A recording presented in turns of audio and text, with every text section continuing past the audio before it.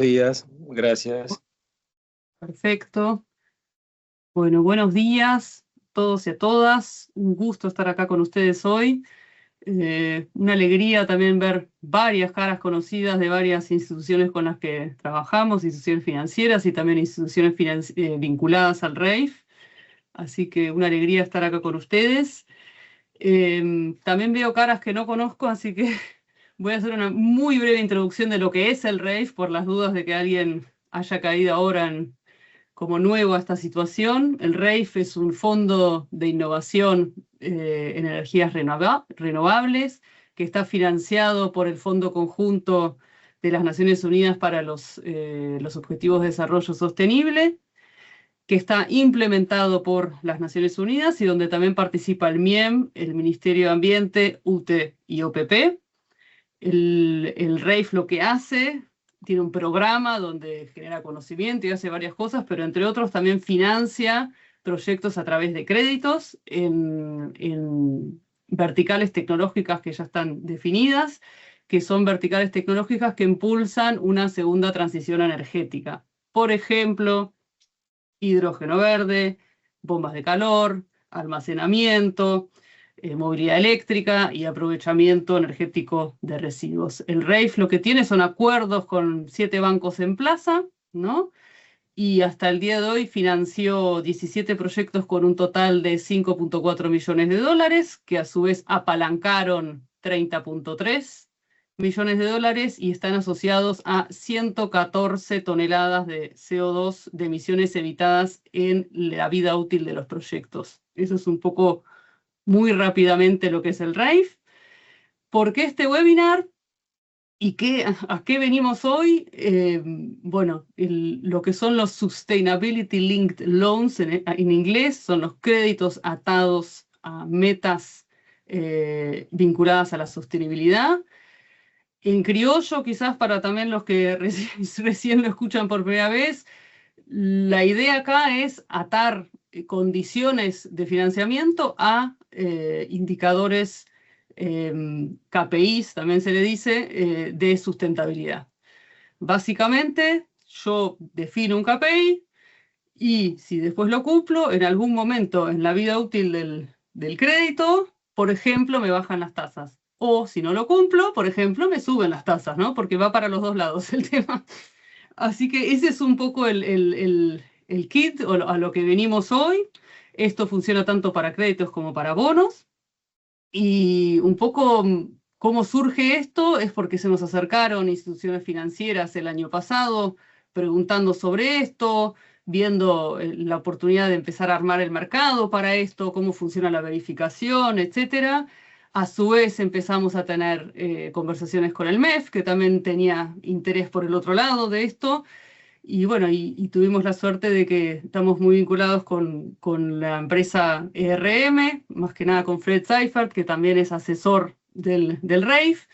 Y por ese lado, ellos ofrecieron armar esta guía que vamos a presentar hoy.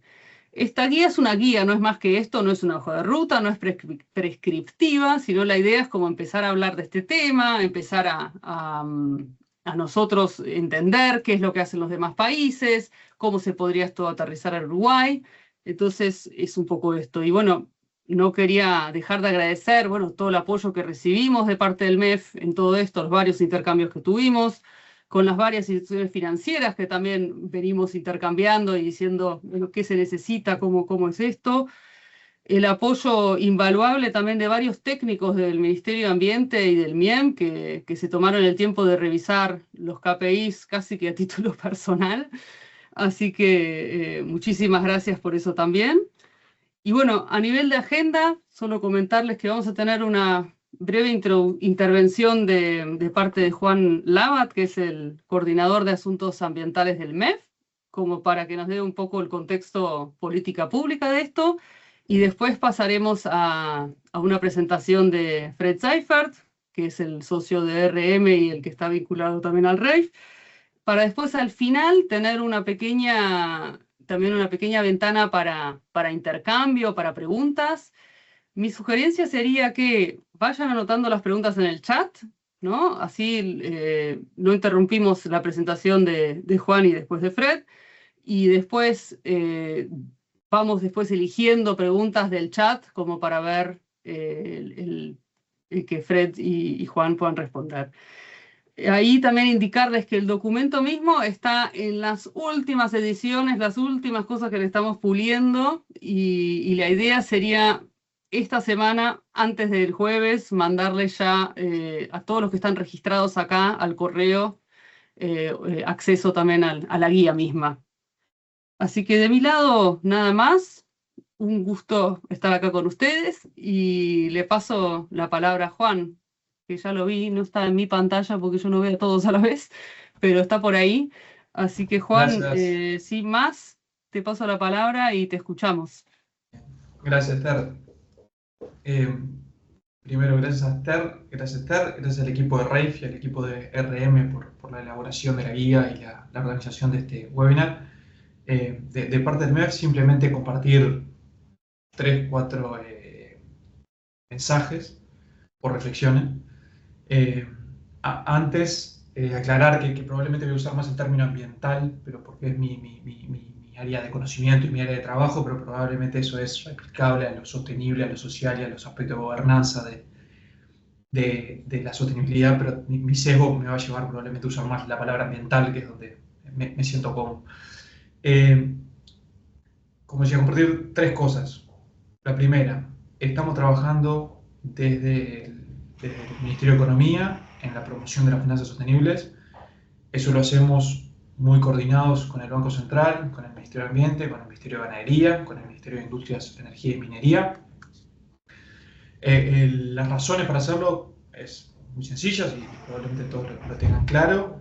Se entiende que es conveniente que avancen ciertas inversiones o ciertos activos o ciertas tecnologías de producción que tienen un impacto ambiental, un impacto relativo ambiental menor que otras que existen. Entonces, entendemos que es bueno promover ese tipo de inversiones, esas tecnologías de menor impacto ambiental relativo. Ejemplo de los instrumentos para promover eso, hay muchos, menciono 2, la ley de inversiones, la COMAP, y en particular con su actualización que se hizo recientemente, claramente indica algún tipo de tecnologías y activos que se quiere promover. SIGA Ambiente es otro instrumento que también da esas indicaciones a tipo de inversiones y a sectores que se quiere promover. Y para avanzar hacia esas, para que se concreten y que avancen esas inversiones, entendemos que obviamente el sector financiero es clave y por eso el interés en la promoción de las finanzas sostenibles. Eso primero. Segundo, y pensando específicamente ya en este webinar, ¿por qué los instrumentos vinculados a la sostenibilidad? Entendemos, ustedes entienden más que yo, que instrumentos financieros temáticos o que aportan a la sostenibilidad hay muchos y de diferentes tipos. Entendemos que es bueno que estén todos arriba de la mesa y probablemente que muchos, que esos distintos tipos de instrumentos financieros sostenibles o temáticos se desarrollen, pero entendemos que los vinculados a la sostenibilidad, en los que nos vamos a referir en este webinar y esta guía, tienen la particularidad que por lo menos desde el Ministerio de Economía lo vemos como muy potente, que brinda un incentivo económico y entendemos que eso tracciona y es en el tipo de instrumento en el cual el Ministerio de Economía pone el foco. Esta posibilidad de que se modifiquen las condiciones financieras cumpliéndose o no objetivos ambientales o objetivos de sostenibilidad, entendemos que puede ser una herramienta que puede traccionar mucho la acción y el financiamiento hacia esos objetivos. Ahí quiero hacer el énfasis. Este concepto del incentivo económico que brindan este tipo de instrumentos, desde el Ministerio de Economía lo vemos como algo muy potente y por lo cual tiene sentido poner a disposición una cantidad de conocimiento como puede ser esta guía para que el mercado lo vaya considerando. Y quizás desde un punto de vista más teórico, como economista vinculado al ambiental, estos instrumentos concretan algo que en la teoría hablamos mucho, que es de ponerle un valor tangible a un objetivo ambiental, a un resultado ambiental. Que se vea concretado eso con un cambio en las condiciones financieras, es algo bien potente y que de la teoría uno lo ve y hace tiempo que uno escucha que para que avance la agenda ambiental hay quienes piensan que eso tiene que ocurrir, que se le tiene que poder poner un valor claro y económico a ciertos avances y ciertos objetivos. Estos instrumentos lo hacen. Tercero, ¿qué hemos hecho desde el MEF? Probablemente ya lo saben, y aclaro, dije MEF, pero no es solo del MEF, lo hemos hecho muy coordinado con el Ministerio de Ambiente y sobre todo, y con el Ministerio de Ganadería y con el Ministerio de Industrias. Se emitió en 2022, como quizás lo saben, el primer bono indexado a la sostenibilidad, el primer bono soberano indexado a la sostenibilidad en Uruguay, el bono indexado a indicadores de cambio climático, en línea con lo que ese es un instrumento vinculado a la sostenibilidad y incluye una innovación global, que es la de incorporar una posible premio por cumplir objetivos ambientales. Eso es algo que en el mercado no se había visto hasta la emisión en 2022 de este instrumento. No había la posibilidad de tener un premio con una baja de tasa de interés por el cumplimiento ambiental. Entendemos que eso fue una innovación bien fuerte y que los mercados lo aceptaron. Además de incorporar indicadores ambientales, ese bono implicó un trabajo muy coordinado con los ministerios que ya mencioné, que entendemos que aportan mucho a otra pata de la sostenibilidad, no solo a la ambiental, que es a la parte de gobernanza. O sea, en el desarrollo de ese instrumento, que implicó mucho esfuerzo de coordinación y de generar un mecanismo para monitorear los KPI que se instalaron y darle transparencia al mercado, entendemos que hay un esfuerzo de gobernanza muy grande que también es un activo en el desarrollo de este tipo de instrumentos. Implica mucho trabajo, pero entendemos que es una fortaleza que tienen, algo que tracciona este tipo de instrumentos. Luego de la emisión del bono en 2022 hubo una reapertura de ese bono en 2023 y luego en 2024 se acordó un préstamo con el Banco Mundial, un préstamo soberano con el Banco Mundial, con la misma lógica. También es vinculado a la sostenibilidad, también es vinculado a indicadores de cambio climático y de biodiversidad. Entendemos que ese préstamo con el Banco Mundial de cierta forma fue superador sobre el bono por varias cosas, pero en particular porque logramos que contenga solamente una posibilidad de premio de reducción de tasa de interés y no tiene el castigo, que desde el punto de vista del soberano nos parece un aprendizaje, algo que logramos mejorar.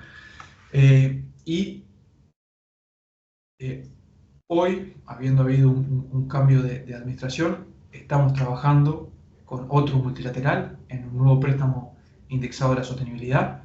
Estamos iniciando ese proceso, por lo tanto hay mucha cosa aún para definir y todavía es un trabajo, digamos, interno técnico, pero lo que quiero transmitir es que esta línea de trabajo de promoción de finanzas sostenibles soberanas y en particular con instrumentos vinculados a la sostenibilidad ha trascendido administraciones. Hoy estamos trabajando en eso y de hecho el ministro lo ha mencionado en distintas declaraciones que pretende avanzar en esta agenda. Por último,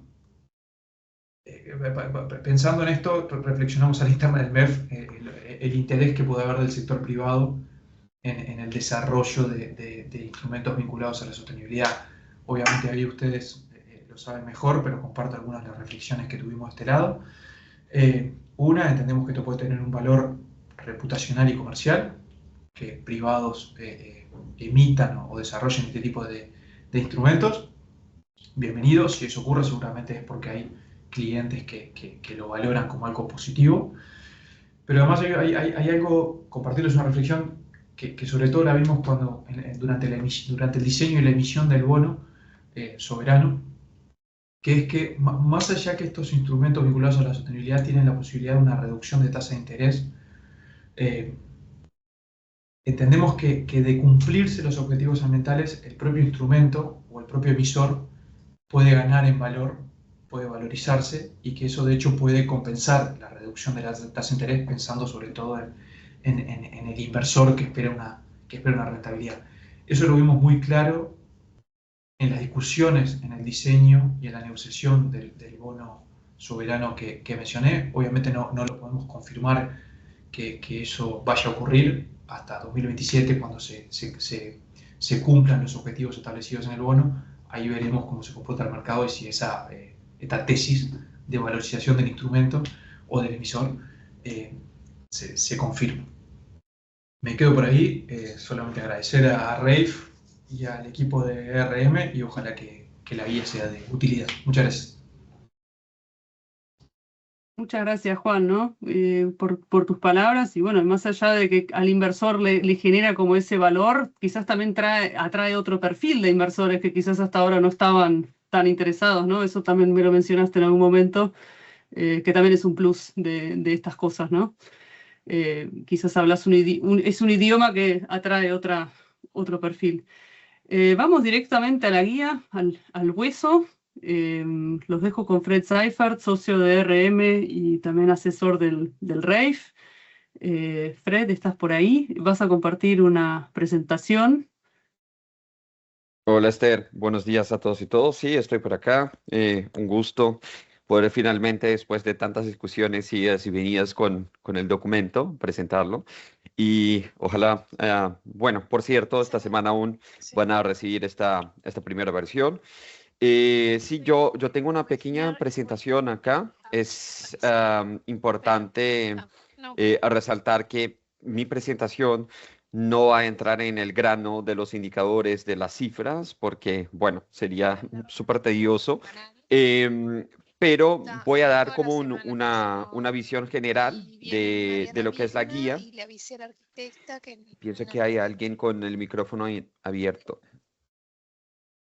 Acá. Y la idea es, entonces, pasar por la estructura del documento, un poco cuáles son los objetivos principales que tenemos con esta guía y voy a intentar también no ser tan largo en mi presentación para que podamos tener algunas preguntas, tal vez algunos comentarios por parte de ustedes, pero de cualquier forma ya tienen nuestros contactos y acá refuerzo con mi correo cualquier duda, cualquier problema que vean con el documento y a recomendaciones eventualmente para una versión 2.0 son súper bienvenidos. Entonces, bueno, antes de todo, me presento formalmente. Yo soy Fred Seifert, soy socio líder para sector financiero en Latinoamérica y el Caribe de ARM y también líder de los servicios de segundas opiniones, los SPOs y verificaciones para deuda etiquetada. ARM es la empresa consultora en temas de sostenibilidad más grande del mundo y nosotros también tenemos esta práctica de finanzas sostenibles que cuenta con más de 80 profesionales dedicados al tema en toda la región. Em, yo también estoy con el RAIF, trabajo bastante de la mano con Esther para los temas socioambientales y de impacto del fondo.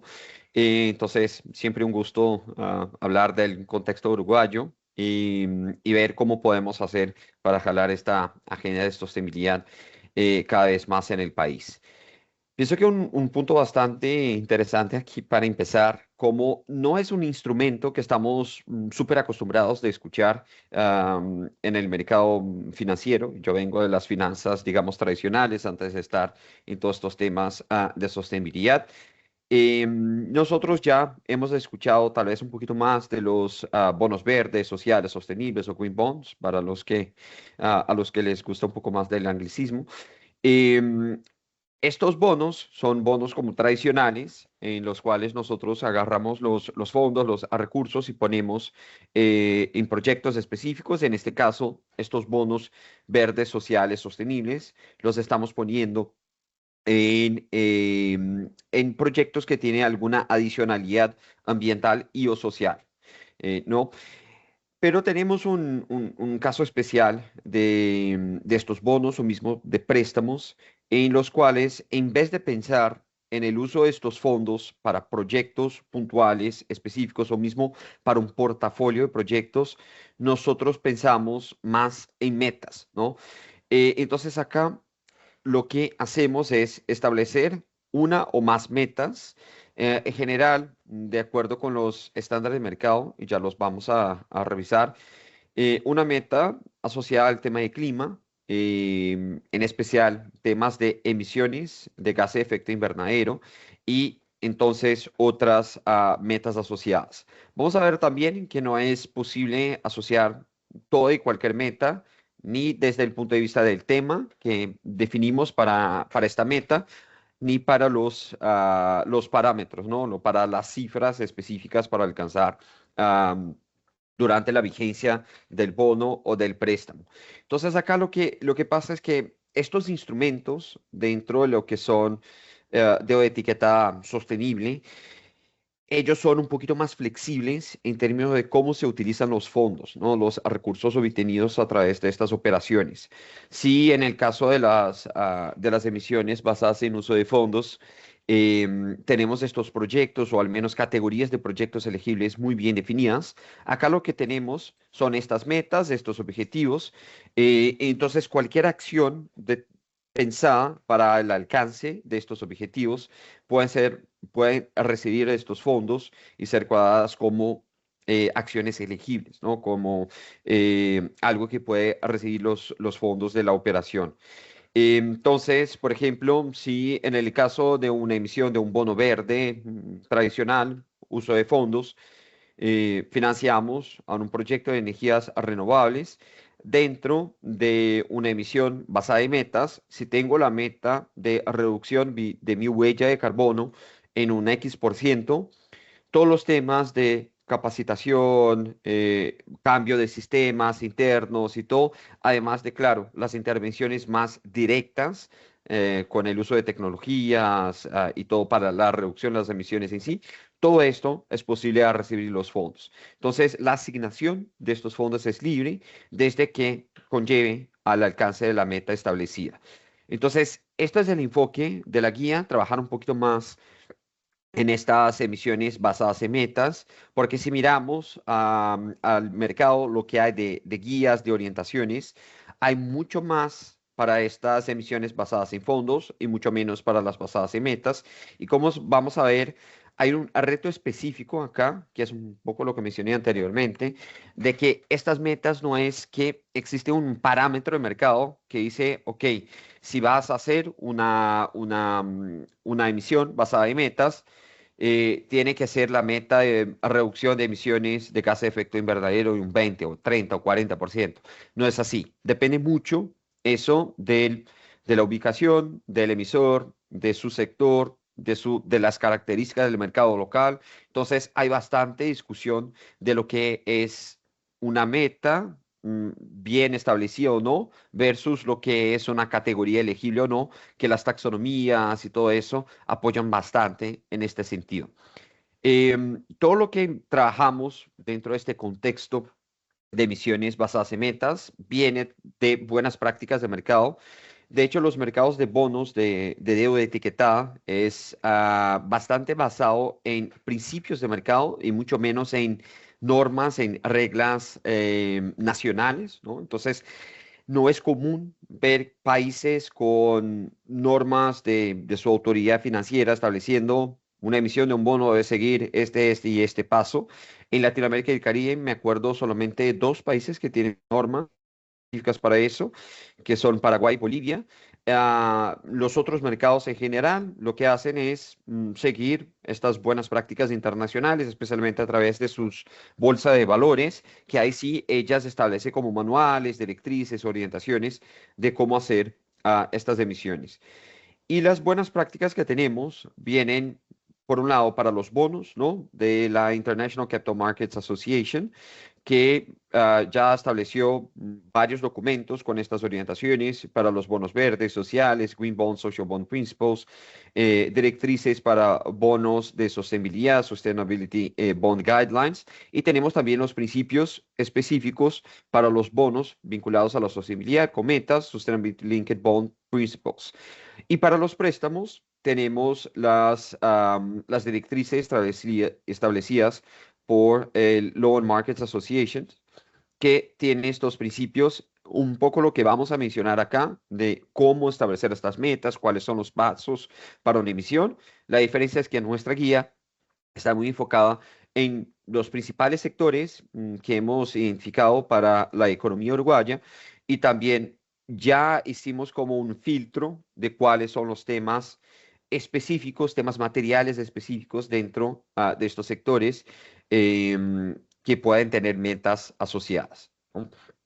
Entonces, bueno, ahí entendiendo ya qué son estos instrumentos y de dónde vienen estas reglas o estas reglas del juego o directrices internacionales, es interesante entender cómo se da el paso a paso para la emisión de un bono de este tipo, ¿no?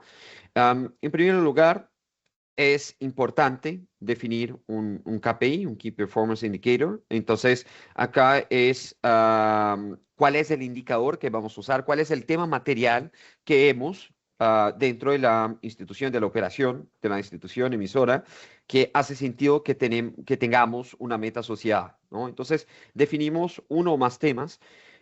Una vez más, en términos de parámetros de mercado, de iniciativas de mercado, en la gran mayoría de los casos hay al menos una meta asociada al tema de reducción de emisiones de gases de efecto invernadero. Eso hace todo el sentido porque el único gran acuerdo con peso internacional que es bastante discutido y monitoreado es el Acuerdo de París asociado al tema del clima.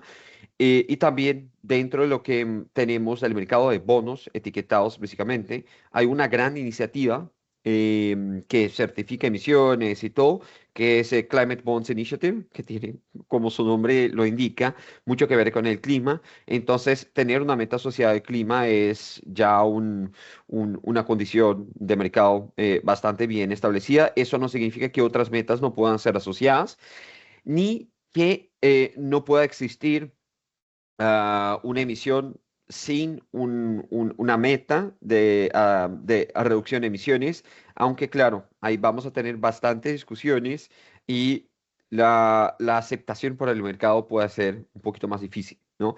Pero es algo que también esperamos ver en los próximos años, algo de emisiones que pueden enfocarse en más temas más allá del tema de clima, pero la condición vigente es esta. Entonces, entiendo cuál es el indicador, cuál es el tema material, tengo que pensar en una meta para eso, ¿no? ¿Qué voy a reducir? ¿Qué voy a aumentar?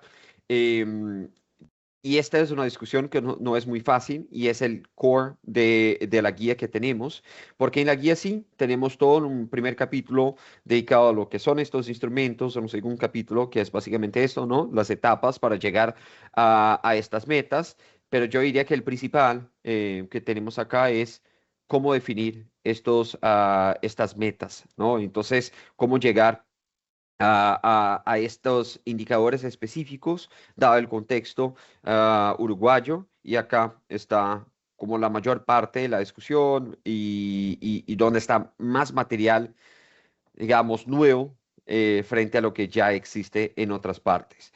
Después de definidas las metas, podemos pensar en el vínculo financiero de la operación. Entonces, si yo cumplo con la meta, yo voy a bajar la tasa de interés en tantos base points. Si no cumplo con esta meta, mi costo de la operación pueda subir en X base points también. Algo que tuvimos y el mercado sigue teniendo una discusión bastante fuerte es si debemos tener tanto el mecanismo que establece el premio como el mecanismo de penalización. La buena práctica de mercado, como es pensado el instrumento, es si yo cumplo con la meta, yo tengo el step down, o sea, la bajada en la tasa de interés, y si yo no cumplo con la meta, yo tengo el step up, ¿no? Que crece el costo de la deuda. Ya vimos, no es infrecuente ver instrumentos en los cuales el no cumplimiento de la meta no aumenta el costo de la deuda, ¿no? Entonces, si no cumplo con la meta, yo mantengo la operación en valores de mercado tradicional, pero si yo cumplo, sí, yo tengo el step down. Eso viene de una lógica, especialmente para algunos sectores específicos, que mismo que no se cumpla la meta, que tiene que ser significativa y todo eso, si no cumplo con esta meta súper significativa, yo al menos estoy contribuyendo de alguna forma con un mercado más sostenible, ¿no? Con prácticas más sostenibles, aunque no en los parámetros de liderazgo, de innovación en el mercado, ¿no? Entonces, no debería ser penalizado y pagar más que el promedio de mercado en este caso. Entonces, es una discusión que se da bastante en el caso de los préstamos con la institución que está prestando los recursos, si va a imponer el step up o no, o solamente el step down. Pero en el mercado de bonos, el step up es algo más esperado, ¿no? Ya que la estructura de la operación, como fue pensado el instrumento, se da generalmente con step up y con step down. Y después, claro, establecidas las metas y este vínculo financiero, hay que hacer todo el monitoreo de cómo, si la institución emisora está cumpliendo con todo eso, ¿no? Entonces ahí entra la importancia del reporte de la verificación. Resaltamos acá la importancia de la segunda opinión en el momento que se establece la operación para verificar si estas metas son al mismo tiempo importantes, relevantes, si son pasibles de cumplimiento, o sea, no son tan audaces que no se va a poder cumplir desde el lado de emisor, y tampoco que sean muy fáciles de cumplir y no tiene una adicionalidad significativa, ¿no? Entonces, es importante también entender la temporalidad, hasta cuándo se debe cumplir con esta meta. Entonces, toda esta verificación preemisión es importante y después, claro, post-emisión, de entender si el emisor está cumpliendo y si tiene el mérito de recibir este step down o si va a ser penalizado con el step up si se aplica. Parece muy sencillo la idea, pero definir un buen indicador, un KPI, no es algo tan fácil, ¿no? Es importante que sea un tema material y acá siempre pensando en el aspecto de la doble materialidad, o sea, que sea un tema que es tan importante desde el punto de vista del impacto que genera la empresa en el medio ambiente y la sociedad, así como debe ser importante desde el punto de vista financiero, o sea, que es un tema material del impacto que tienen estos temas ambientales y sociales en la operación de la empresa. Entonces, es importante que el indicador sea material, relevante para el sector, porque puede ser material para la empresa, pero no tanto para el sector, y tiene que estar asociado también a la estrategia, la actuación de la empresa. Y claro, el indicador tiene que ser medible o cuantificable. Entonces, cuantificar no es siempre la solución, aunque las personas, especialmente yo soy economista y dentro de la economía hay este casi que objetivo final de cuantificar las cosas. Yo entiendo que no es siempre el caso, la necesidad de tener un indicador cuantificable, pero realmente deja todo mucho más fácil para establecer estos mecanismos, ¿no? Pero de cualquier forma, puede ser pensado también KPIs de sí o no, si cumple con determinada práctica, si alcanza una certificación, por ejemplo. em, Todo eso puede ser establecido dentro de estos indicadores. Y es importante, claro, que sea un indicador verificable, entonces que se pueda ver el avance, si se cumplió, si no se cumplió en determinado momento. Y que es importante también es que sea comparable. Entonces, yo quiero entender si la empresa frente a su sector o frente a un mercado como un todo está contribuyendo, generando este impacto adicional esperado que justifica tener un step down de acuerdo con su meta, ¿no?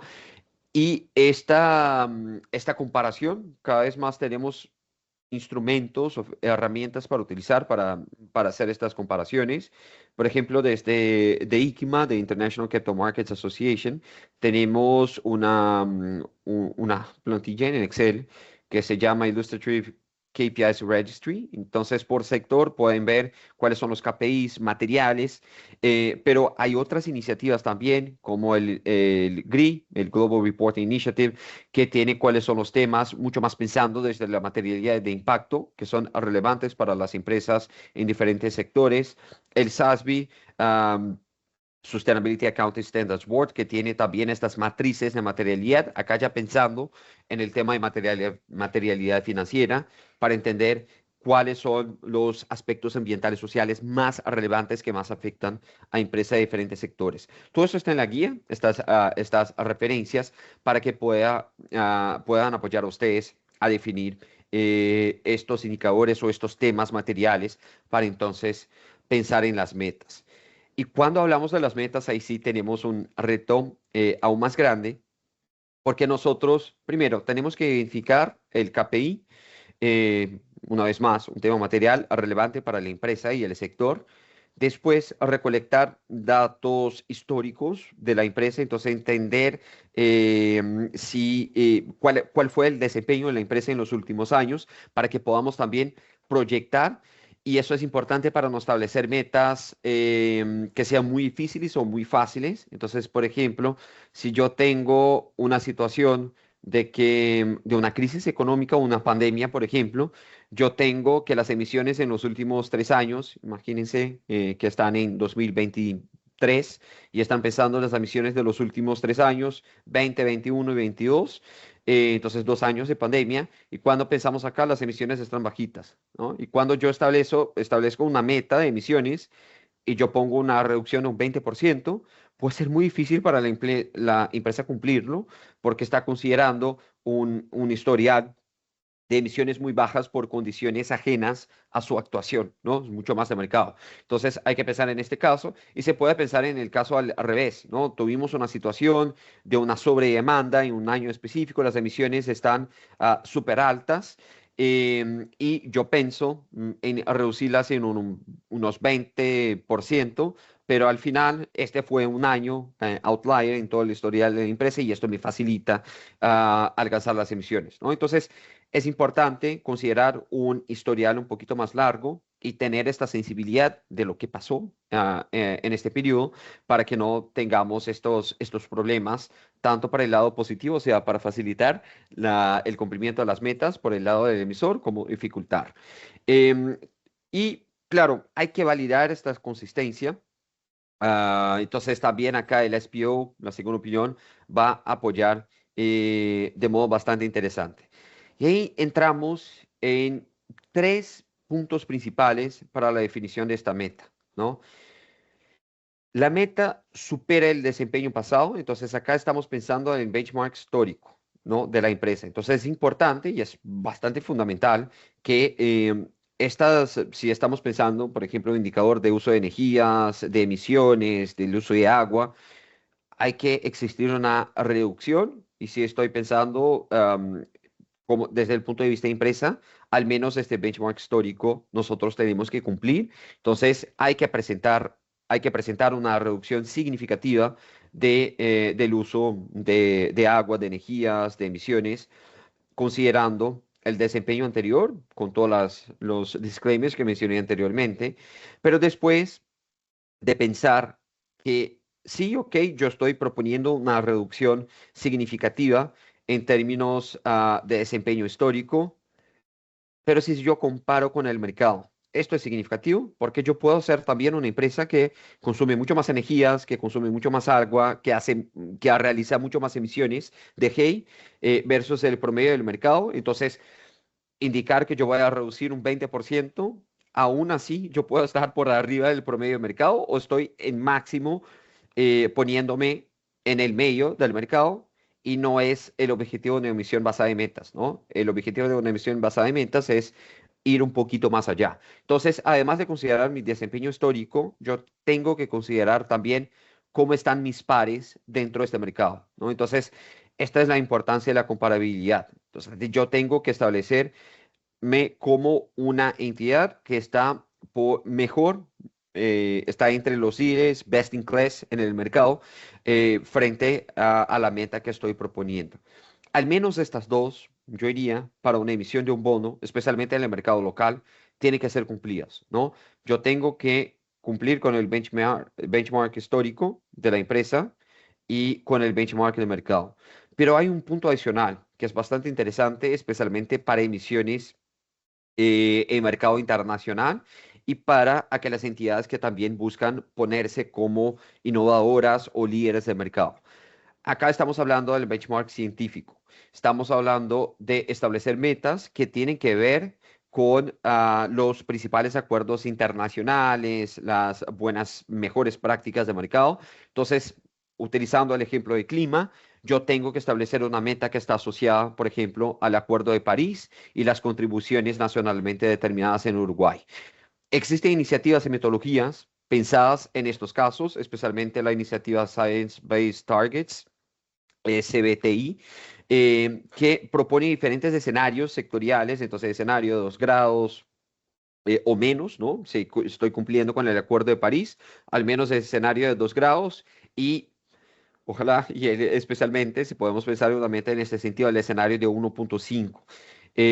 Y también podemos pensar, sabemos que muchas de las metas, las contribuciones pensadas por los países aún no están en línea con lo que establece el Acuerdo de París, pero pensar también en metas frente a estas NDC, mismo que no sean totalmente alineadas con el acuerdo global, también son importantes, ¿no? Entonces, tenemos los 3 benchmarks que tenemos que considerar. El benchmark a nivel de empresa, el benchmark histórico, esto tiene que ser cumplido para una emisión.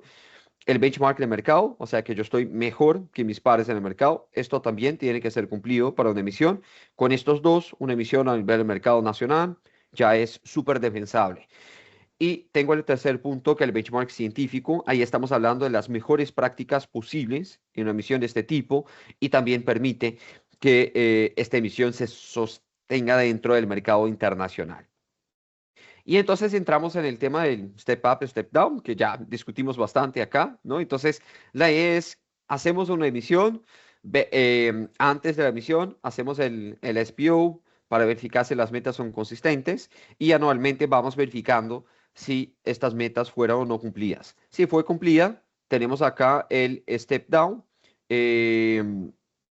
Poner acá, tenemos acá con la meta cumplida, tenemos el step down, entonces es el valor, la tasa de interés menos algo, algunos base points. Um, en prácticas de mercado vemos, hay una variación bastante grande de este step down. Ya vimos de 25 base points hasta 100 base points o mismo más, a depender, depende bastante, especialmente en caso de los préstamos, donde hay más discusión directa entre dos partes. Y en términos de bonos se queda ahí alrededor de los 50, 75 base points, ¿no? Entonces, cuando la meta no es cumplida, claro, sube el valor de la tasa de interés con este step up. Entonces, tenemos acá, esto sería el instrumento de mercado, ¿no? Tradicional, acá en el medio. Si estamos hablando de un linked loan, linked bond, tenemos esta posibilidad de step up o de step down de acuerdo con el cumplimiento de la meta. Entonces, ¿cómo pasa con todo eso?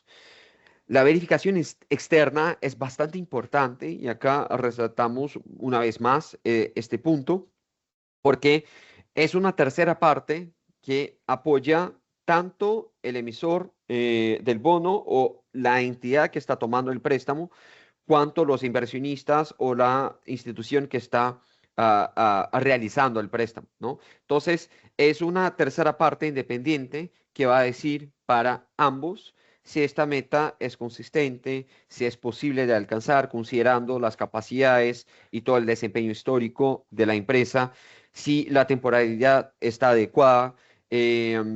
También puede apoyar en la discusión de las metas, no solo de las metas, sino de la vinculación financiera de la operación, si se debe bajar más o menos base points, a depender de lo que está pasando en el mercado, ¿no? Porque también es importante que las metas y estos gatillos de la reducción de step up o step down estén alineados también con las buenas prácticas de mercado para que una meta más baja, por ejemplo, aún consistente, pero más baja que otras emisiones, no genere beneficios también mucho más altos, ¿no? Entonces, es importante en ese sentido esta verificación preemisión cuanto a la verificación ex post durante la vigencia del bono, ¿no? Entonces, las verificaciones deben ser anuales. En algunos casos tenemos metas que son, digamos, cumulativas. Entonces, yo me acuerdo una emisión en Brasil de una empresa de educación, de salud, de hecho, que tenía además el tema de emisiones, que esta sí debería ser verificada anualmente, tenía una meta cumulativa de que hasta el 2030, si bien me acuerdo, deberían alcanzar un número X de clientes de las clases C, D y E, o sea, de las clases más bajas, y cumplieron con esta meta en el segundo año de la emisión. Entonces, a partir del año 2, esta meta ya está cumplida. la meta no era un porcentaje de los clientes en estas clases, sino un número de 1 millón y medio de personas que deberían ser alcanzadas hasta el año 2030. Alcanzaron antes, entonces esta meta se queda cumplida de este momento en adelante. Pero la meta de emisiones, como es algo que debe seguir siendo reducida o manteniéndose en niveles establecidos durante toda la vigencia del bono, esta debe seguir siendo verificada. ¿Y por qué tanta importancia que damos a estas verificaciones, ¿no? Los bonos vinculados a la sostenibilidad tuvieron su auge en 2021, así como todo el mercado de bonos, y después vimos que crecieron en términos percentuales dentro de todos estos bonos temáticos. Tuvimos una bajada muy significativa en 2020, de 2023 para 2024, pero en 2025, en los datos que acabaron de salir por parte de CBI, de Climate Bonds Initiative, vimos que en el mundo que hubo un crecimiento bastante significativo de un 46% en estos instrumentos vinculados a metas versus los bonos de uso de fondos ya tradicionales. Entonces, estamos viendo una vez más el crecimiento de estos instrumentos después de un periodo de reducción. Y lo que es interesante es que en Latinoamérica y el Caribe este porcentaje es más alto, ¿no? La participación de instrumentos vinculados a metas versus de uso de fondos. ¿Cuál es el problema?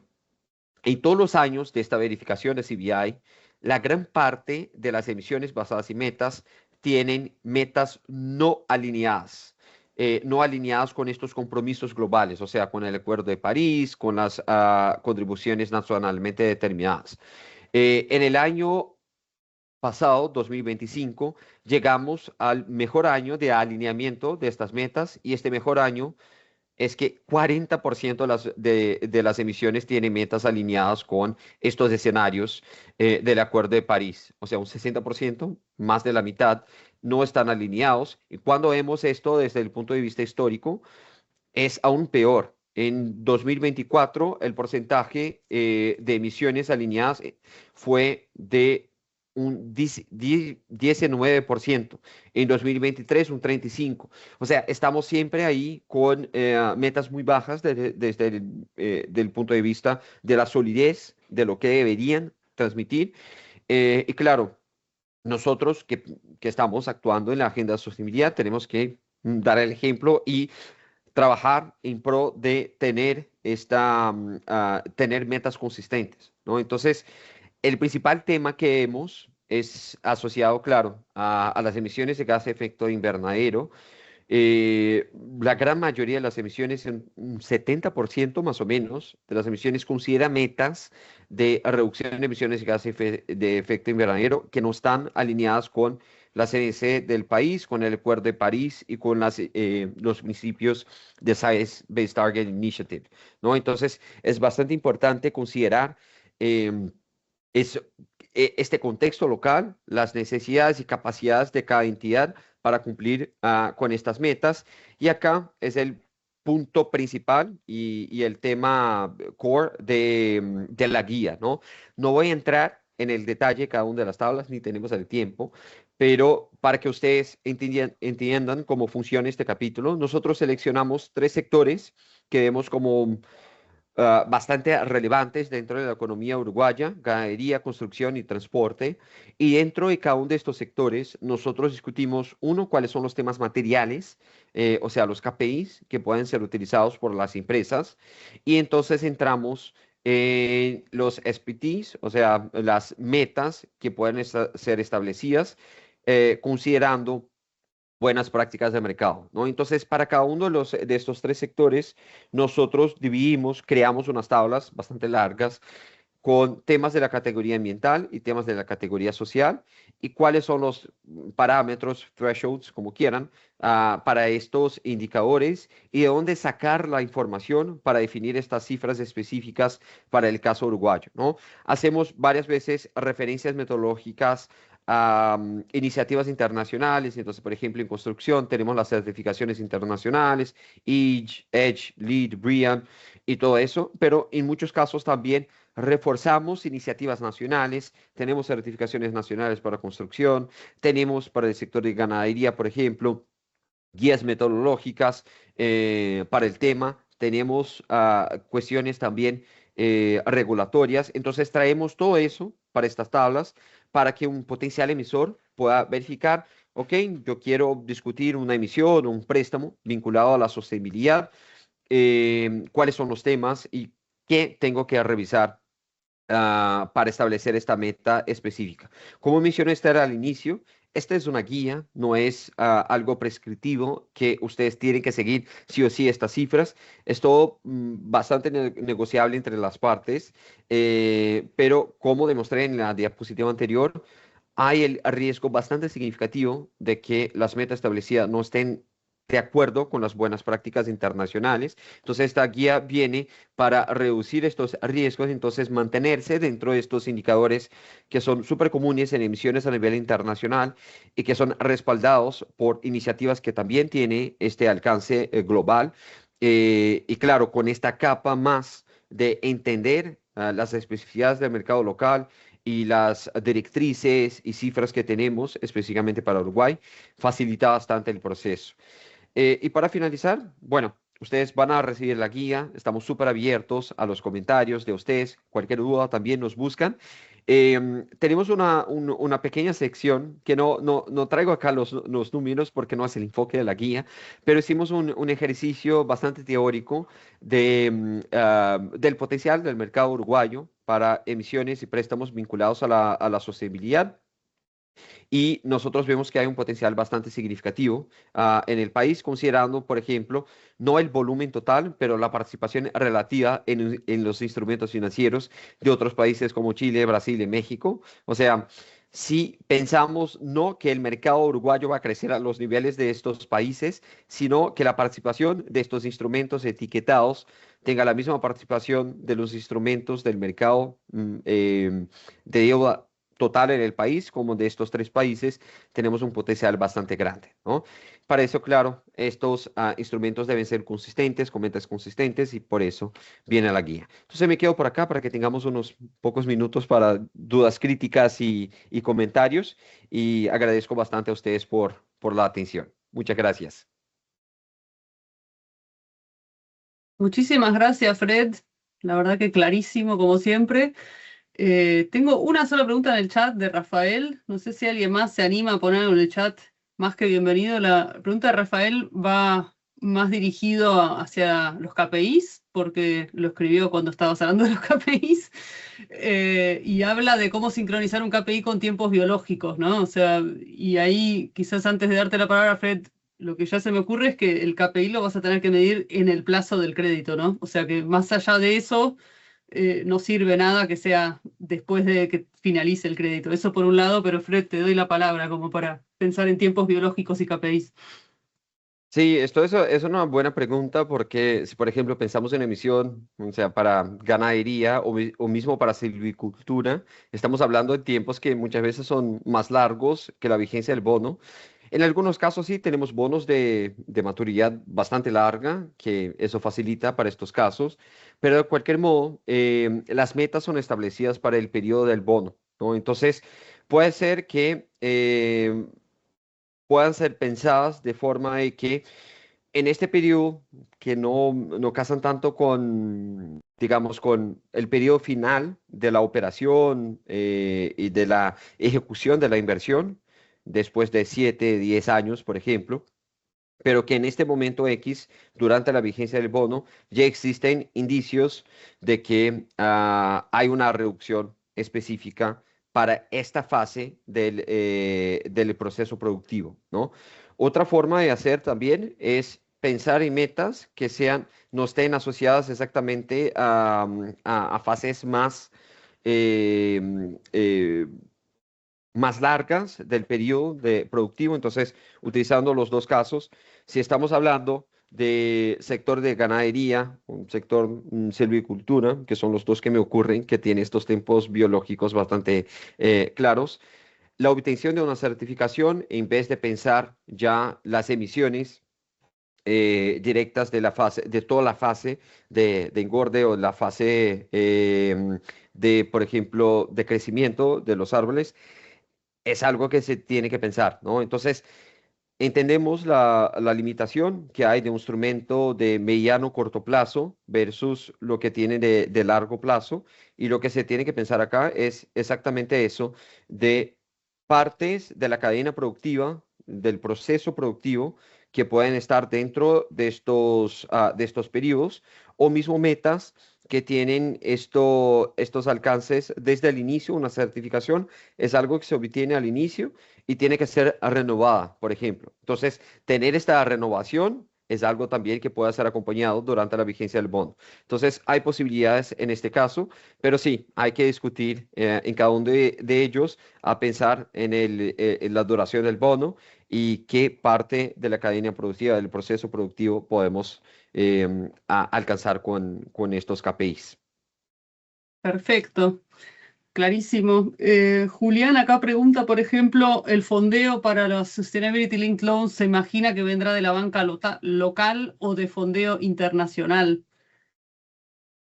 Yo entiendo que puede ser de las dos. De Estamos las abiertos a lo dos, que sea. sí, de las dos. De hecho, es lo que estaba mencionando, ¿no?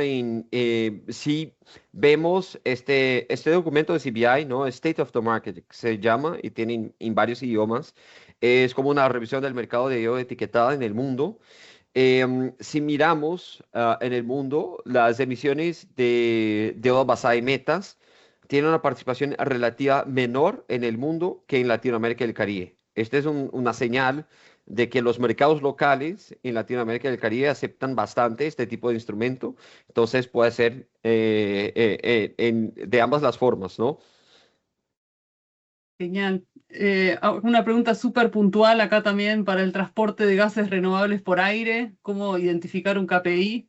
Creo que no nos vamos a meter ahora en identificar el KPI, pero ahí los documentos que compartió Fred sobre que están en la guía de materialidad por sector dan una buena pauta de identificar KPIs por sector. Así que me metería directamente en la pregunta de Lorena del Bro, que pregunta qué ejemplos de KPI definidos para este tipo de emisiones hay desde instituciones financieras. Calculo que en la región, porque Uruguay todavía no tenemos. Ahí en la guía hay varios Eh, ejemplos, así que Fred, puedes contarnos.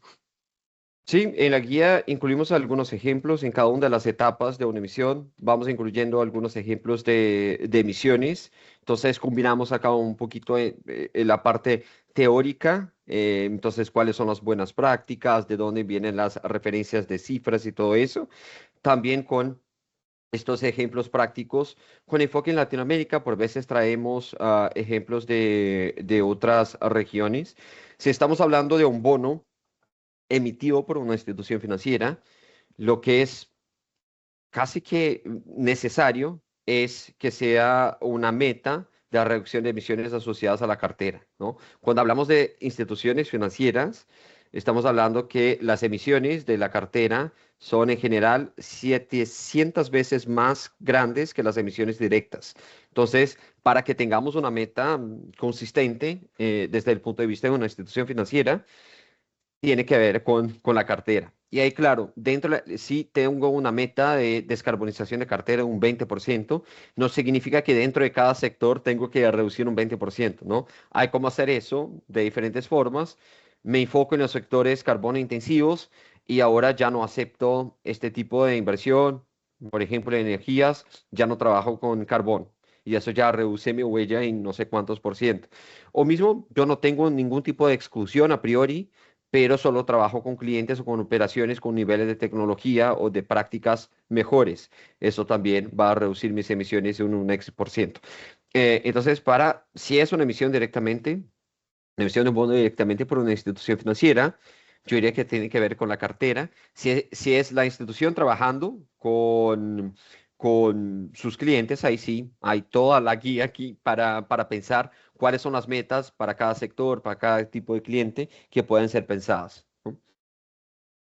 Gracias, Fred. Y ahí me remito también a lo que ya las instituciones financieras que trabajan con nosotros saben muy bien, que estuvimos con un taller de Deuman y organizado por el PNUD junto con el REIF hace no tanto de medición de alcance 3 justamente del portafolio, que justamente sería como la línea de base como para establecer metas de este tipo. Tenemos una pregunta más de Virginia y después yo tengo una más y ahí la idea sería ir cerrando. Dice, ¿cuál es la relación entre la meta o los KPIs con los basis points de los puntos base del step up, step down? Si hay o no. Sí hay, porque si yo voy a definir un tema, un KPI, tiene que ser material para el sector y después cuando yo defino la meta, si es un préstamo, hay una discusión y la verificación externa aquí también puede apoyar de entender cuánto se puede bajar o cuánto se debe subir de acuerdo con el alcance de la meta. De hecho, hay mismo casos de escalonamiento, ¿no? Entonces, si yo cumplo con la meta hasta no sé cuándo, si yo cumplo con X% de la meta, yo tengo una bajada de un 25 base points. Si yo cumplo con la meta más alta, la bajada es de 50 base points. Entonces, ahí está esta discusión especialmente para el caso de préstamos. Cuando hablamos de bonos, algo que se va del mercado es bastante importante. Si es un private placement, o sea, una operación directa con algún inversionista, la lógica es muy parecida con la de préstamo, es una negociación más fácil, pero si estamos hablando de un bono que se va al mercado, acá es bastante importante tener la sensibilidad de cuánto el mercado, los inversionistas están disponibles para reducir su tasa de interés para estos temas ambientales sociales. Entonces, yo diría que es una pauta para el roadshow antes de la emisión para verificar este nivel de sensibilidad de los inversionistas para entonces establecer estos números para step up, step down, pero tienen relación directa con los KPIs y con las metas, ¿no? Y puede ser así, si yo cumplo, sí, bajamos tanto, o puede ser algo escalonado, ¿no? Y escalonado en términos de tiempo y en términos también de porcentaje de cumplimiento de una meta que pueda ser súper alta. Genial. Ya que estoy en esta posición, voy a aprovechar y hacerte una pregunta directa, Fred, también. Y es un poco la idea de que, bueno, este tipo de operaciones tiene un costo asociado, que es el SPO, tiene la verificación, y que nos da un poco la idea de que no es para montos muy chicos, ¿no? Porque hay un costo de estructurar todo esto, más allá de que después se refleje después en una lógica reputacional. ¿Cuál es tu percepción a nivel del mercado, de a partir de qué momento tiene sentido pensar en esta estructuración? Em, yo, los costos de un SPO, por ejemplo, considerando también todos los costos de asesoría legal y todo eso, digamos que no son costos tan significativos, ¿no? Estamos hablando acá, a depender de la complejidad de la emisión, de un 10, 15 mil dólares máximo para esta verificación preemisión y las verificaciones post-emisión son más baratas, ¿no? Estamos hablando ahí entre 5, 8 mil dólares. Em, entonces, no son costos tan significativos y si pensamos en operaciones de algunos millones de dólares, pocos millones, con reducciones en base points en 25 al menos 50, mismas emisiones más chicas ya cubren estos costos solo con la reducción. Pero claro, no puede ser obtener la certificación, la etiqueta de un bono vinculado a sostenibilidad, un fin en sí mismo, ¿no? Entonces, hay que, o sea, que yo tengo eso y con la reducción en base points yo cubro el costo del SPO. No, tiene que cubrir el costo del SPO y aún tener un beneficio financiero, ¿no? Entonces, es importante pensar así, pero mencionando estos costos entre 10, 15 mil dólares al inicio y después 5 a 8 mil anualmente, con una reducción de 30 base points, digamos, en una operación de 10 millones, algo así, ya estamos hablando de un beneficio financiero bastante interesante, ¿no? Entonces, es posible. Y claro, estamos acá hablando operaciones de 10 millones o más, ya estamos dentro del contexto uruguayo considerando operaciones de un volumen significativo. Em, Podemos pensar en emisiones menores también, en alternativas de mercado. Y acá, claro, si estamos hablando de operaciones mayores que tienen más visibilidad, eventualmente tiene inversionistas extranjeros, la demanda por una SPO de una entidad, digamos, reconocida de mercado es más alta. Entonces, hay que considerar estos costos para que la operación sea, digamos, efectiva, sea bien sucedida en el mercado. Cuando pensamos en emisiones menores, hay alternativas que vemos en otros mercados.